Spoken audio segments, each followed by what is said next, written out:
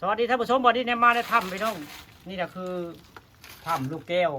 ครูบามาศบ้านม่วงคำตำบลนาตาลนี่นี่ก็เป็นถ้ำหน้าผาได้ถ้ำหน้าผาได้นี่เด็ก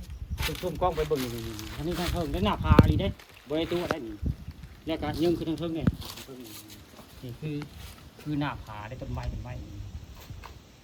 แล้วผาอันนี้ก็คือเป็นถ้ำนี่มาได้ที่อันนี้ก็มองยาคูยาซาเพื่อนมานอนปฏิบัติธรรมได้สระปูไว้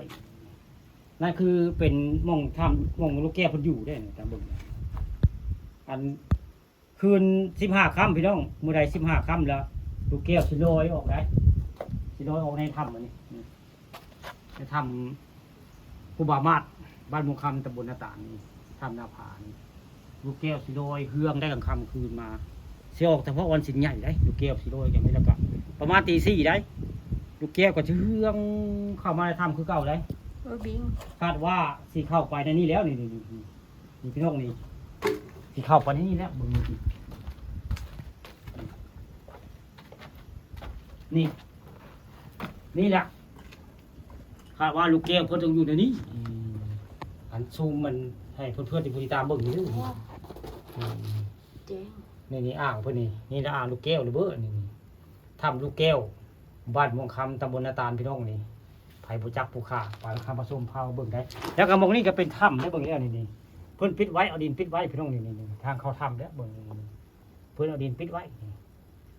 นี่คาดว่ามองนี่ต้องเป็นทางเข้าถ้ำนี่แต่ว่าดินมันปิดไว้ได้นี่เจ้าที่จะทางเพื่อเอาดินปิดไว้พี่น้องนี่มื้อนี้ผู้ค้าปลาคำผสมพามาชมถ้ำลูกแก้วได้ลูกถ้ำลูกแก้วในตำนานได้ครูบามาศเพิ่นมานอนจำพรรษานี่3 ปีได้จึงได้รู้จักว่าม่องถ้ำมื้อนี้มีลูกแก้วลอยออกประมาณเที่ยงคืนหรือตี 2ได้แล้วตี 4สิกลับมาได้ฝุ่นก็สิเป็นหน้าผานะทางเข้าถ้ำนั่นแหละหน้าผาได้นั่นคือทางเข้าถ้ำพี่น้องนั่นแหละคือทางเข้าถ้ำลูกแก้วออกเวลาตี 2เนี่ยครูบามาศเราทำเนี่ยตี 4เพิ่นก็สิลอยเฮือมเข้ามาได้พุ่นในหน้าผานี่ครูบามาศเพิ่นยังบ่ตุยยังมีชีวิตได้ไผของใจกระถามเบิ่งครูบามาศเด้อบ้านม่วงคำตำบลตาลเพิ่นยังมีชีวิตได้อยู่ได้ในใดก็เป็นไผมักทำมักเฮวก็คอมเมนต์แล้วก็